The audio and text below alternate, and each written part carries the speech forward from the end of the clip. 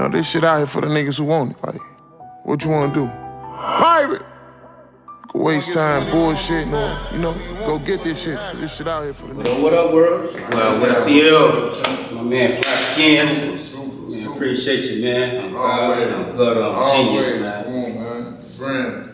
Pirate. Super. So, down in the 8, and I had to pull up on my big dog, man. I see you moving and grooving with this music. He been inspiring generations under him, motivating people that's before him, and laying the groundwork for people that's his peers. You know. So let's talk about this new album, man. Where did it come from? The Kings, man. It just come from life experiences, like dealing with what's going on in my life, from losing homies to losing peers. Just felt like, you know, we lost a lot of real ones through the city over the course of the last couple of years. Just with them losing my best friend really was sparked the dope. So that's why it's like, man, let me pay homage to everybody who feel like how I feel, you know? But there's certain songs that I will listen to from you, and it don't be more of you going and rapping about just anything. Yeah. It's a message behind a lot of joints you make, man. I want to talk about a particular song, and this one you did with Bezu, man. Long live Bezu. I actually met him at one of your shows out there at Piazza. Yep, he opened up with Fat Joe. Yeah, that was a big night, and he came through, y'all got busy, man, and that was the first and last time I ever met him. So how was it having somebody like Bezu that talked very highly of you as an MC? Man, that was love. I always appreciated, bro, love and genuine love and support, you know what I'm saying? With somebody like, we clicked instantly because he moved like how I move, like how the people close around me move, you know? He ain't mind using his platform to spread love. That's the type of person I am. So just off of that alone, you know what I'm saying? It was always nothing but love with us, you know? Something else I noticed about you. So first time I met you, I actually heard of you. Shout out to Don Vici, man. Don Vici say, CL. Shout out my dog, Don Vici, man. Chi tell me, man, you need to check him out. And around that time, I was just one in the right space. I wasn't even listening to hip hop like that, bro. Yeah. So it took me about a month or two, and I finally just kind of got out that funk. And the first song I heard on you was Hope Devil. Life changing for me because the message, not only the message, the video you had to go with it, kind of like you was giving the game to a shorty. You know what I'm saying? So what was the making of that song? Like what inspired you to make that type of song? You know what, man? I made Hope Dealer Free My Dog Bags. I used to I rap about bro too though, but before he went in to do his time, I used to spend a lot of time just having convos with bro late nights before he was waiting to go get sentenced and all that stuff. And like, just the conversations and just being home in the environment, because I was living out here, but I would be coming home weekly, you know what I'm saying, all the time. So coming back to the crib. Just the environment and everything that was going on around me, on top of having a conversation with him, like you see I saving my nigga bags really on this 5th Rolls Royce, like, it was just coming from them talks. That whole album I had came from just like, man, the environment, everything I was around. They inspired that, they played a role, inspired a lot with that first album. What about the joint you did? I want to say it's called 2 a.m. with Flex. Sinatra, man. When I tell you that's one of them fly Skins type of songs, and it also fitted Flex Sinatra, man. I like Flex Sinatra. Shout out Flex Sinatra, man. I reached out to home for us to work just because when I see artists coming up in our city like that's rapping and got talent, I want to make sure we, you know what I'm saying, build a camaraderie and work together, you know, push each other, you know what I'm saying? I like dog though, for sure. Who are some of the guys from the city that you see that's on the verge that you would like to work with in the near future or just in the future period? And I know the famous names we already know. I know you're going to say like the Twist or the Lupe Fiasco. For sure. Me and Twist have been supposed to get one in too, but that'd be huge. For sure, all the big artists for sure who got, you know what I'm saying, waves in the city, but who else on that I ain't working with? I feel like I gotta work with everybody who who is it that I ain't worked with in the city? Like I got everybody for sure. It's one person in particular I would love for you to work with. First of all, y'all both tall as hell.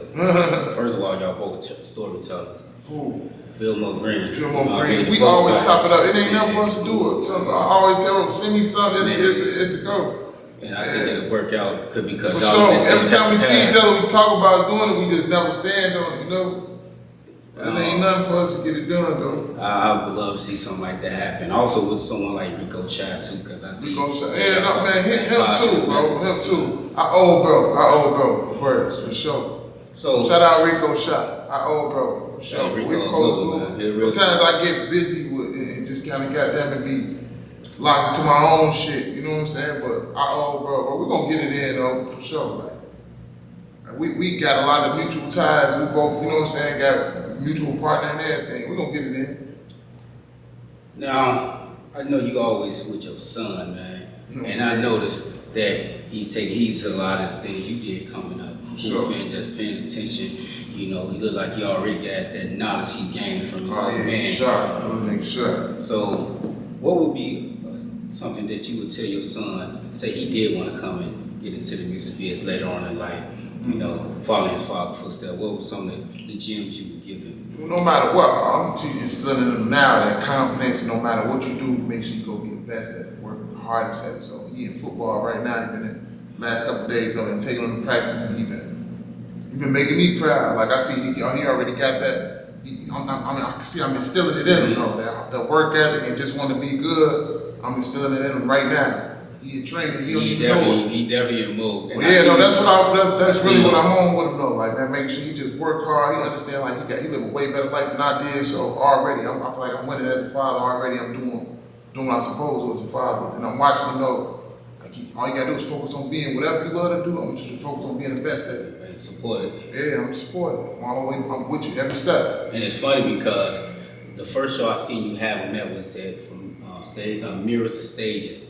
And he was in there just cutting up, man. Yeah, he was shot. He was shot as hell. That's crazy. Look, he was shot back then. He gonna show. And next he cutting up. He grabbing the mic and everything now. Confidence building. Yeah. He kind of getting an understanding of who his pops is too. Like, you know what I'm saying too. I ain't the biggest, but he getting cool. All people love my dad music. My dad a rapper. First they turn on my dad. But that's what you love to hear your kids say, man. You know, like they following not so much in your footsteps, but they following your guidance and your leadership. Yeah. You know, and you also did an album for the Divas On. For sure. And when I tell you, that was one of the smoothest. You can't get no female off that album. Just sure. You doing the work for the player. Yeah. You kind of laid the loud.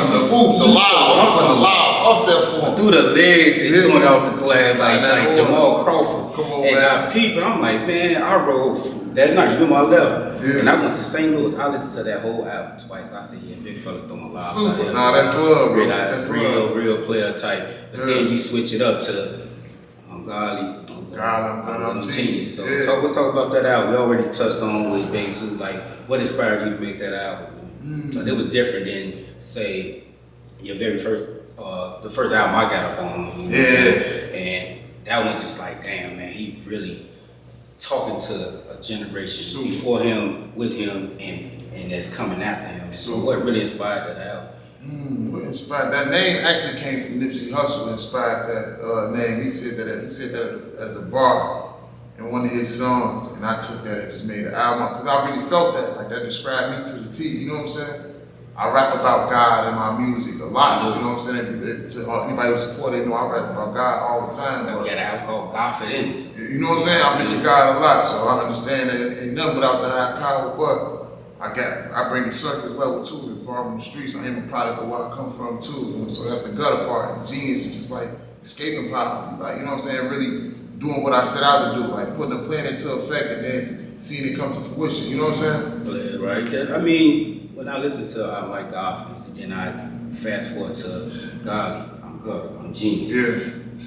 It's not one of the same. But you're giving the same message, you know, and you don't really hear music like yourself, from yourself, and many others that we know in the forefront. But to me, I feel like it's making that turn. For sure. And the crazy part is it seems like it's coming full circle because now you guys are starting to get pushed to the forefront for that generation. Well, you know, drill kind of hurt generation. It hurt in a for sense. sure. And it damaged the trenches, you know what I'm saying? And you work with a lot of these guys. Sure. Like, I'm trying to like this, you know, understand where we come from. Like I said, we are products, but everybody played different roles in the trenches too, though. Like, you know, it's gonna always be the niggas who do whatever they do. You know what I'm saying? It's always every hood got a cool nigga that ain't no, oh, he gonna have the girls, he gonna stay fly. Put you to side, get the money, yeah, put you to the side, give you some game, and leave him alone because if he could turn the other switch too, you know what I'm saying? So. Speaking of turning the other switch, HBC, man. Let's talk about that album, man. How that came about, man? Man, that's our dog who I mentioned earlier. My man Bags. That's who really locked me and Fat Money in. On the real, bro, locked us in. We made that album in what, literally 5-6 days. Really? On each other, going to Matt Money crib. Literally. We got locked in to do it again. We said we just ain't got a chance to. I just seen bro post this stuff up there. He said he didn't. He like he's trying to get back outside. He got that band off. He really been he coming with it. And it's funny because I was at the Sky Lounge and I mentioned that out because one of my homies, he's a fan of both of y'all. Yeah. But he's a more of a generation of Fat Money. Yeah. You know, I'm rocking good Skinz. Yeah, man. So now we going back on who had the best verses. That's always a conversation, man. That's always dope. And I'm like, man, you know, it's like Fat Money. That's my dog, but y'all both telling a story within the bars, you know what I'm saying? And I'm really keyed in on storytelling. Yeah. Punchlines is cool, but he was coming with, then he hit you with storytelling. Vice versa, then you compliment him, then he compliment you. So I would love to see more guys work together. Yeah, we got to. Man, that's gonna make me give him a call. Tell him like, yo, I'm finna text him right now on this interview. Like, bro, let's go part 2, man. And it's right now. It's necessary. Live. Right now, live. It's definitely texting Fat Money, man. Let's go part 2. Fat Money, man, getting them on the line. Let's go part 2, man. And guess what? We need to see more you guys do things like this out here in the game. We don't know hating, you know, and no matter what the differences is, man, whatever it is, whoever is with, just sit down, have a conversation. All the outsiders, leave that alone, man. Whoever them in that male or that female is, if they got misunderstandings, man, please just leave that alone, because it has nothing to do with you.